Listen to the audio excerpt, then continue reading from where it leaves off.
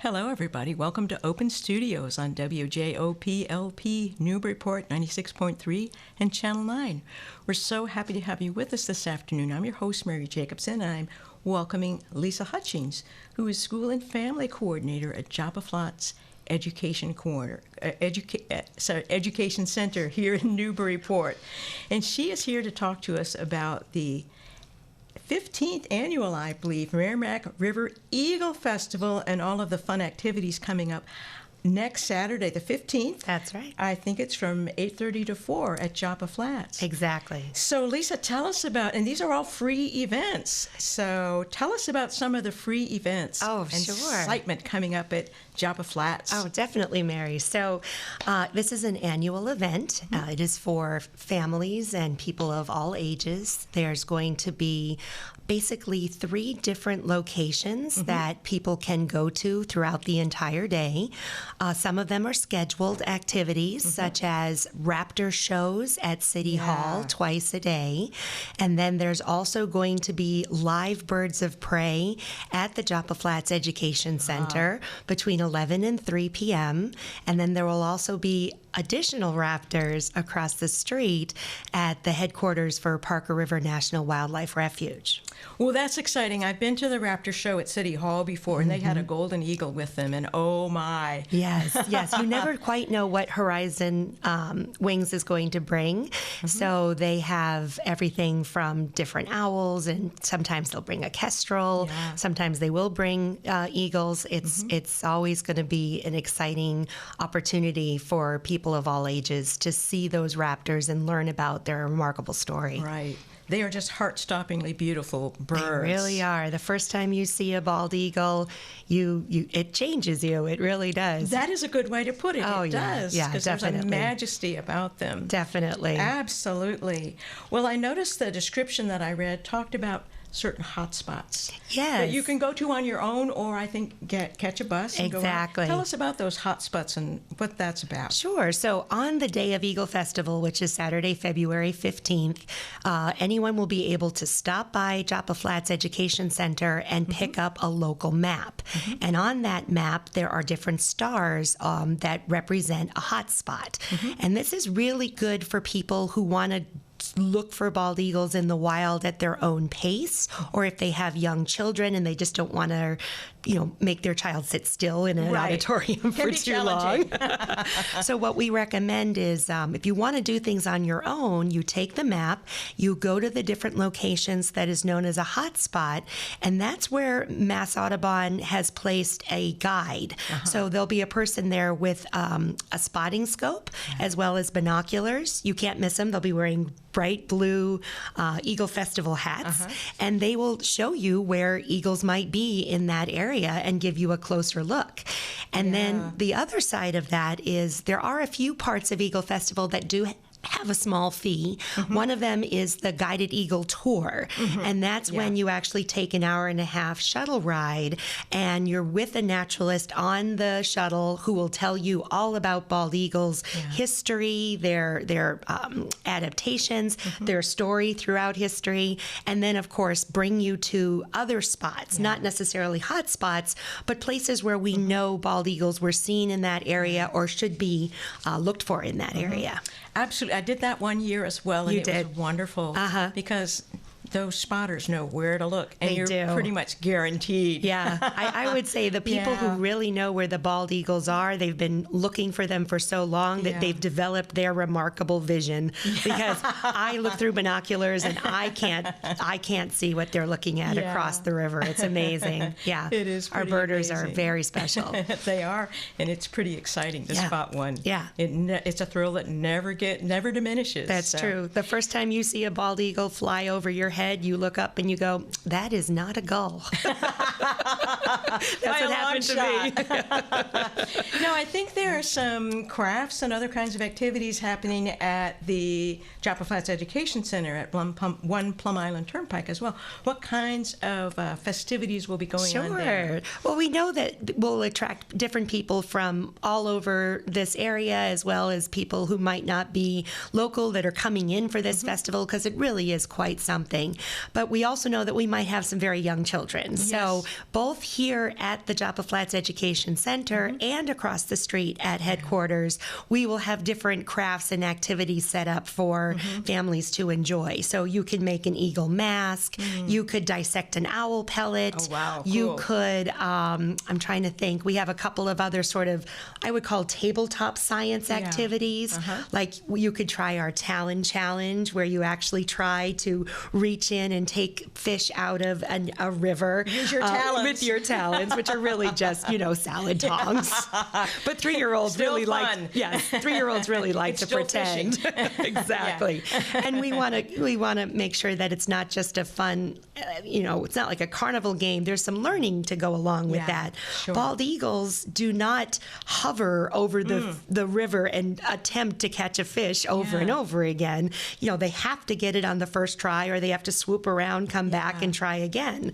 So we try to make it realistic and more challenging that way, so they walk away not only having fun, but they've really learned something about bald eagle adaptation. Great. Yeah. Well, speaking about bald eagles, I'm curious, what are your favorite biofactoids, so to speak, about bald eagles? Well, my role at Joppa Flats is as school and family education coordinator. I teach a lot of programs from, I would say, 3 years old all the way through up the middle grades. And one of the things that I love to do is talk about the life cycle of the bald eagle. I find it pretty fascinating. First of all, I like to let kids know that the bald eagle is our national symbol. It is very fierce looking, very majestic. It represents freedom of our country. Noble, exactly. However, not a lot of people realize that a bald eagle has a call that doesn't really fit that description. It sounds more like a squeaky little bicycle tire. I know, it's really surprising the first time you hear it. Exactly. So you look at those beautiful photos and those regal images, and even in things like cartoons or Disney movies, they don't use a bald eagle call. They use the call of a red-tailed hawk because they think it sounds more regal. Well, the red-tailed hawk call sounds truly, it really makes does. The hair on the back of your neck stand up. It so does. It is a call worthy of a raptor. Exactly. But anyway, okay. Another thing I think that's fascinating about the bald eagle is they do mate for life. They will, the bonded pair, do come back to the nest every year together. They'll repair the nest if anything happened to it, from damage, storms, things like that. And then only if the mate does not survive will they look for another mate. So they're a bonded pair for life. That's very romantic. It is. It is the day after Valentine's Day. It's funny that you said that. There is another romantic thing about bald eagles that I can share with you. They have one of the most beautiful courtships I've ever seen in the bird world, where a male and a female bald eagle will actually lock their talons together, tumble downward in a cartwheel-like fashion, and just before they hit the ground, they break apart. And I've heard it called sky dancing. I've heard it called aerial courtship, but it's pretty remarkable if you get a chance to see that. Wow, that sounds fantastic. Yeah. You had me at first talon touch. There you go. We're being very close to Valentine's Day. Who knows? Who knows what we'll see? And I think, Lisa, is it true they don't really get their white, everybody pictures the bald eagle with the white cap. Right. But you can be looking at a bald eagle and might not know that it was a bald eagle because it doesn't have the white cap until when do they get those white caps? Exactly. So a bald eagle chick or an eaglet is born with just very light gray, light brown, sort of fluffy down. And then it takes anywhere from 10 to 12 weeks for it to actually develop its feathers and fledge or learn to fly. So a 1-year-old or a yearling bald eagle is actually very brown. Its beak, its eyes, all of its body is brown. So it's not until that eagle is about 4 or 5 years old that it develops the mature white head and is then ready for breeding. Wow, okay. Yeah, and tail, white head and tail. Interesting. So the juveniles look pretty different. They do, and as they grow, grown-ups. you'll see that there's mottling that goes on. There's usually patches of white that starts to disappear and brown starts to show up. Changes on their breast and their belly will happen happen as well. So you can actually, if you're a really good birder, you can identify a juvenile bald eagle down to its year by knowing what plumage to look for. Wow, that's interesting. Yes. Okay. The other thing I wanted to ask you about eagles, because I've read that their nest, you mentioned that they will repair and add to their nest every year. And I'd read that sometimes their nest can get ginormous. Yes, yes. Like I think as big as a Volkswagen. Is that true that they can get that big? Yes. So the situation for the eagle's nest is the wingspan of a bald eagle is somewhere between 6 and 8 feet across. So in order for it to actually be comfortable in its nest, the nest has to be at least that diameter. Makes sense. Yes. Yeah. So not only is it's not that they make their nest larger in terms of diameter, it's that it can get thicker and deeper over time. Yeah. So it can weigh as much as a Volkswagen, and it can be as deep as, more than 10 feet because it's all that material that builds up over time. Right. The distance, or I should say the circumference, is really between 6 and 8 feet. Wow. It can be a little bit larger than that, too. So you need a big, sturdy tree. You really do. Or a rocky cliff. Or a rocky somewhere cliff. Near water, preferred, because they are fish eaters. Well, that just sounds fascinating. Yeah. It sounds like it's going to be another wonderful Eagle Festival full of fun and learning for all ages. We hope so. We hope so. It's a little ironic that we're at Joppa Flats. We're not just watching the weather and thinking about Eagle Festival, but in order for us to have a really good sightings of bald eagles throughout the festival, we need a cold snap to happen. We actually need water to be open in certain places, which is why so many bald eagles like to congregate around the Chain Bridge area. But we also want parts of the river to be cold enough that they're frozen to give eagles landing platforms. Because otherwise, they're just kind of flying all over looking for their prey. And what's the ideal opportunity is if parts of the Merrimack River are frozen between the Chain Bridge and the mouth of the Merrimack, there'll be more opportunities to see eagles at rest. And that's easier for people who don't get a chance to really look through a scope or binoculars very often. Okay, so we have to have fingers crossed for the perfect blend of ice in some parts I'm of not the river. asking for a blizzard. I'm just asking for a cold snap because we do want people to be able to see the bald eagles, and they might be few and far between if we continue on the sort of warm It's been trend. pretty warm lately. Yes, it has. Yeah. Yes. Well, it sounds wonderful and very festive. Yeah. But that's not the only thing coming up at Joppa Flats. No. I know there's a bunch of other really interesting sounding programs coming up. And I was hoping you could tell us about the ongoing Sunday program, Backyard Birds. Yes, definitely. Because I think that happens, depending on the weather, every Sunday. And people get to see some bird banding. Yes, right? exactly. So our banding station manager, Ben Flemmer, he comes in every Sunday between 10 and 12:30. And what he does is he has different, I wouldn't call them traps. I don't want to give the wrong impression. They're basically a bird cage. And what we do is we rig them so that they have bird seed in them all week, which allows the birds to get comfortable to come in and feed. And then when Ben is on site, what he'll do is he'll set the trap so that it does get triggered if a bird goes inside. So we never leave a bird inside one of those cages for more than 10 minutes in the winter. And depending on the weather, like you said, it can be a good day for banding. So what Ben will do is he'll take that bird, bring it inside, and then show all of our visitors that are here how the science and the process of bird banding works. How do you identify the bird? How do you determine its gender? How do you determine if the bird is getting enough food by the amount of fat that it carries? Just some really fascinating up close and personal views of the bird banding process.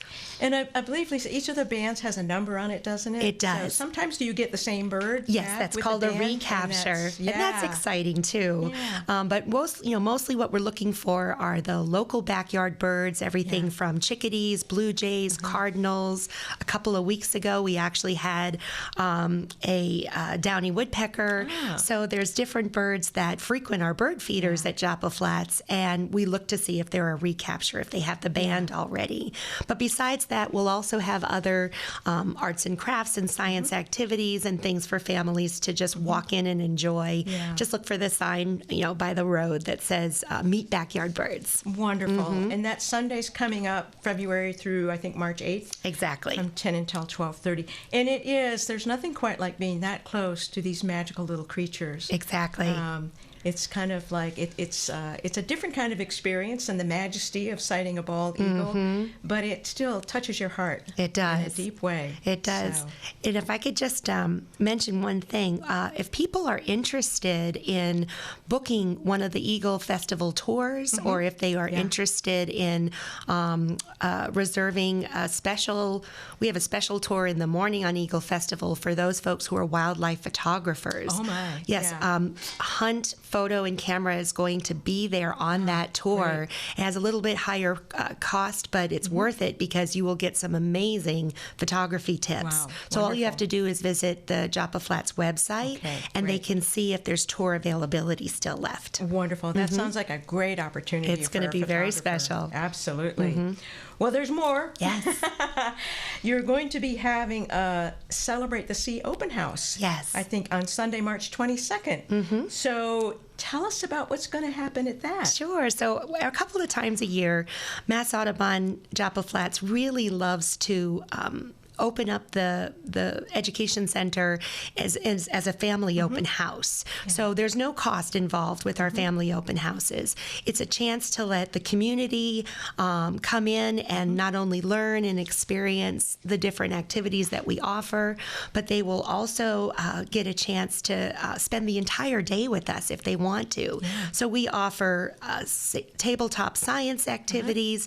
We have different crafts they can make and take home. We do family presentations, and the one in March, the Celebrate the Sea, is focusing on everything from the inhabitants of the ocean to the problems that the ocean is facing, from sea level rise to microplastics to ocean acidification. So we like to present that in a way that is accessible and not scary, but with a real sense of stewardship. Right. Wonderful. Yeah. Okay. So an opportunity to learn as well as to do some fun stuff and learn about, I like this phrase, ocean giants and creatures of the deep. Exactly. Now, who wouldn't want to come?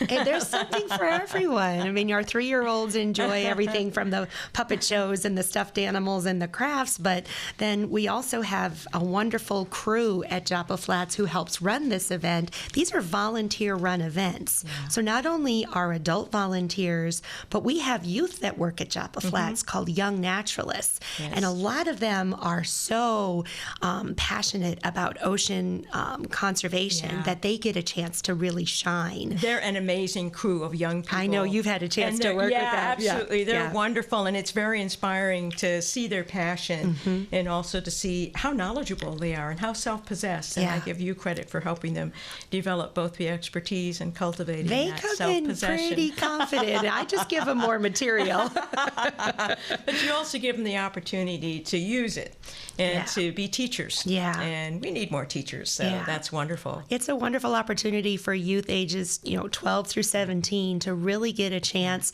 to not only share knowledge about something they're passionate about, but also find other kids that have that same love of the environment and want to protect it. So it's a very special group of adults, young adults that are going to be our future someday. Wonderful. Well, you have a nighttime event coming up on March 13th. Yes. Tell us about the Owl Prowl. That's right. So I had a wonderful experience when I first started working at Joppa Flats, where I came face to face with a very small owl called the northern saw-whet owl. Oh, yes. And when I saw that tiny little 8-inch tall owl just only a few feet away from me and it turned its head, something definitely clicked. I realized how magical and amazing owls are. And we have a second property in Rowley. It's called the Rough Meadows Wildlife Sanctuary.